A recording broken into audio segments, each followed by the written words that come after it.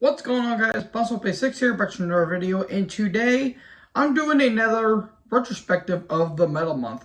Today I'm going to be talking about the Speed Metal Merchants Racer X. This has been a very interesting discography for this band, and well, considering they're one of the budding pioneers of one of my favorite genres, speed metal, this has been very interesting in terms of the dynamics and in terms of how they've kind of evolved and kind of devolved as the years went on. So without wasting any time, let's get into this little introspective of Racer X. It's been formed in 1985 in LA by Paul Gilbert, one of the founding member of the band. Now, a little interesting factoid, this goes back to Paul's backstory. When Paul was 16, he actually grew up and lived in Greensburg, Pennsylvania. Later, he moved to LA and he was enrolled at the Guitar Institute of Technology, GIT, part of the Musicians Institute. After graduating, Paul was hired as an instructor who recorded Trouble in the Streets by Black Sheep, which is kind of a speed metal act that was going on at the time. That was released on Enigma Records in November. Paul met Juan Eldery. I apologize if I butchered that name, by the way. They wanted Scott Travis to join, but Scott was committed to Hawk. They inquired a little interesting bass player, Harry. Oh God, Goosauer. I apologize for that. Again, English is a first language for me. And along with the help of Mike Verna, who recruited Jeff Martin of Surgical Steel, local Phoenix legends. Now, Mike was involved with Mr. Gilbert because he kind of helped him get to him graduate and all that stuff. And this was and their first record will be released on Sharpnel Records, which is Mike Verne's record company. Then in 1986, they released their first album, Street Lethal. This is kind of an interesting factoid. You got some speed metal, heavy metal, hints of power, neoclassical. At the time, this was a pretty big deal because these guys were young. They've been, wanting to, get onto a scene and, it seems a little rushed at some points, but honestly, this is a pretty fine debut album. The title track, Blowing Up the Radio, Hotter Than Fire, Loud and Clear. Yes, standard songs, but they were trying to find their feet and find, where they were at the time. So overall, not a bad start, but they will obviously get better as the years go on. Or in this case, the next year. After Street Lethal, Gilbert burst into mainstream as one of the members of the aforementioned neoclassical metal scene, popularized by Yngwie Malmsteen and Randy Rhoads of, famed of Ozzy Osbourne fame. It was a popular live act on the Sunset Strip, and Paul endorsed a deal of I-Band's Guitars, who is now the owner of that company. Now, after Street Lethal, Paul was still teaching at GIT, and Bruce Balut gained his attention. He was a student of his, and he was interested by Paul's guitar playing. Now, Paul asked him to join, and in '86, Harry's visa expired, and he returned to his home place in Austria. He was replaced by Todd Vito DeVito, who played in the Trouble in the Streets demo, and was replaced by Scott Travis. And a little fun fact, DeVito was a drum tech for the almighty Mickey D, so that's really cool. So their next album, they headed to Prairie Sun Studios in Conti, California. 1987 in February, they released Second Heat. This is my favorite Racer X album. Now, they don't have a very big discography to begin with, but man, they improved big time here. Songwriting got better. The solos were amazing. The riffs got a lot more crunchier. The drums were pulsating throughout the mix. The bass was booming. Jeff Martin, is an absolutely awesome vocalist. Sacrifice, Gone Too Far, Scar Fight / Sunlight Nights, Hammer Away, Motorman, Lady Killer, literally every song in this album just rips. Even they even did a David Bowie cover of Moonage Daydream. And also they did do a song, Heart of Lion, that was dropped from the Judas Priest Turbo sessions. And Martin and Halford were friends back then. I'm assuming they're still friends now. And that was given to Halford via a birthday gift. And Halford will later re-record it and do it on his solo album. Halford back, I think, around 2000, 2002 or something like that. So that was kind of interesting. Now, LA at the time was at the peak of the glam scene. And Racer X was reaching the height of their popularity, selling out venues, theaters, clubs, you name it. After recording Extreme Volume live in '88 and Extreme Volume 2 live in '92, Bailey Shannon, bassist of Talus, approached Paul to form a new band. In mid-1989, they formed Mr. Big, which was kind of a big super group hard rock band, hard rock, heavy metal band at that point. So Gilbert kind of mentally detached himself from the band, and that kind of left the other members kind of lost without one of their major, guitarists. So the rest of the group was searching for an explanation for the lack of label support, and they focused their frustrations on Martin, which I feel like was kind of bullshit.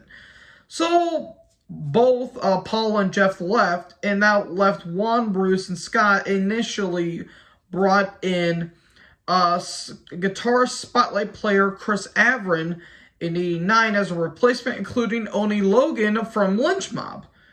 So soon the band would go on hiatus. After Gilbert left Mr. Big, others went to do other projects. Jeff formed Bad Dog with DeVito and former War Peace and future Fight guitarist and Steel Panther fame, Russ Parrish, who's actually a pretty damn good guitarist. And Scott Travis, as we know, will join my favorite band, the almighty Judas Priest, after Dave Holland left. Then, after departing Mr. Big in 97, after recording the Heyman record, Gilbert did solo record King of the Clubs, and this will come in the infamous snakebite email where a man from Australia, I believe, claimed that, criticized Paul Gilbert's solo album as being too poppy and nothing, he kind of lost his heavy metal shred roots. Well, Mr. Gilbert said, you know what, fine, I'm going to show you what I really am, and I'm going to reform Racer X. And oh boy, this enters a period I am not very, I'm not a fan of. 1999 comes around. Technical difficulties. This kind of, strips down all of the speed metal and neoclassical / power metal vibes and just goes for more hard rock, heavy metal, structure, which that's not a bad thing. The problem is, this is so bland, generic, run-of-the-mill, it's like a new band is doing their third album all of a sudden. This is not Racer X. If this was any other band, I would have been okay with. There's a couple decent tracks here. I'm just not a fan of this. Guys, this is boring, generic, bland. I'm going to repeat myself for the next coming albums, but not a fan. But Fire of Rock, Snake by Mistreater, which was one of the big singles off this album. It's okay. It's just not Racer X, except for maybe Scott Travis's drums and maybe Jeff Martin's vocals and Paul Gilbert's fingerprints all over this album. But oh boy, it didn't get much better after this. 1 year later, in 2000, they will release Superheroes. Oh boy. Oh boy, oh boy, oh boy. If you guys are a fan of these albums, be my guest. These do nothing. I'm sorry. And it sucks. I don't want to bash this band because there was some really good stuff here. Again, they pioneered neoclassical, power, speed metal, hell, even some thrash here and there. But the direction they went here is just, it did not click with me.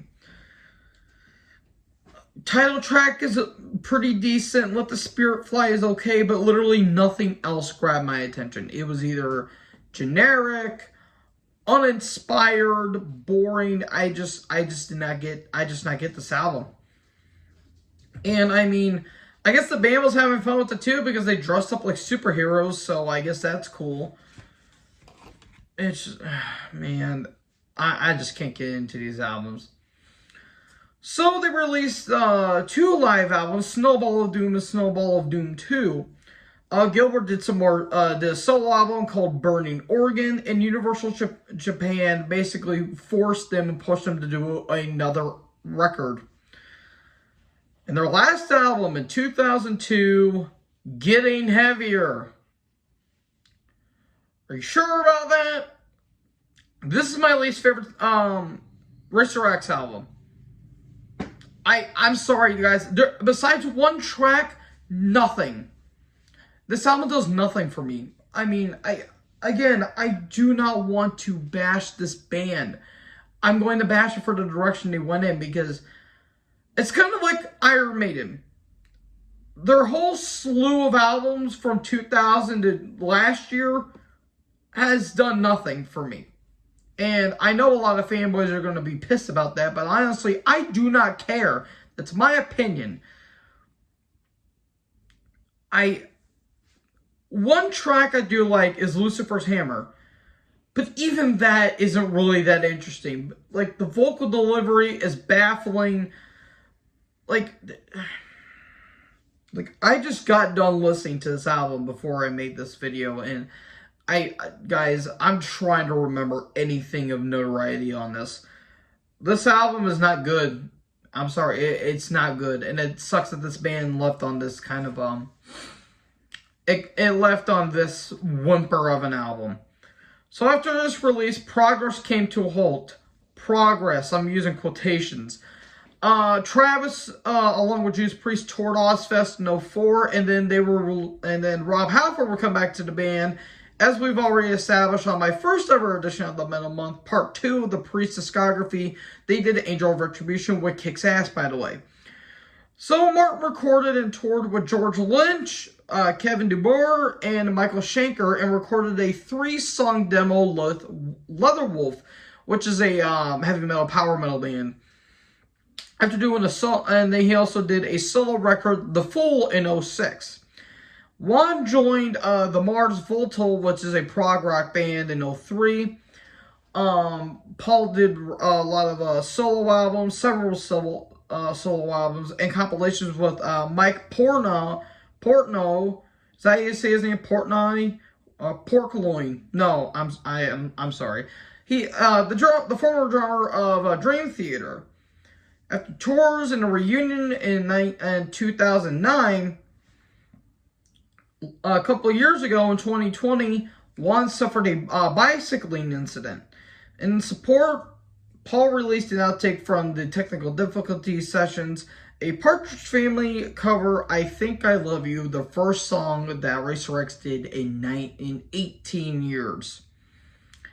That's where we close the book on this one, folks. This one's a little bit on the shorter retrospective because this band, again, it doesn't have a big discography to begin with, but yeah, this was interesting at first, and then it just went downhill in the 90s, but that's the 90s for you.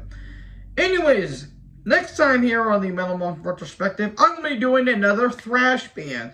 I'm going to be talking about the Bay Area thrash extraordinaires, Exodus. As I already established, they released my favorite album of last year, so be look forward to more praise on that album as I do the retrospective. So anyways, Let me know down in the comment section below what you guys think your favorite and your least favorite Race for X album is down in the comment section below. Make sure to like, comment, subscribe. Join the herd. I'll talk to you in the next video. Peace out.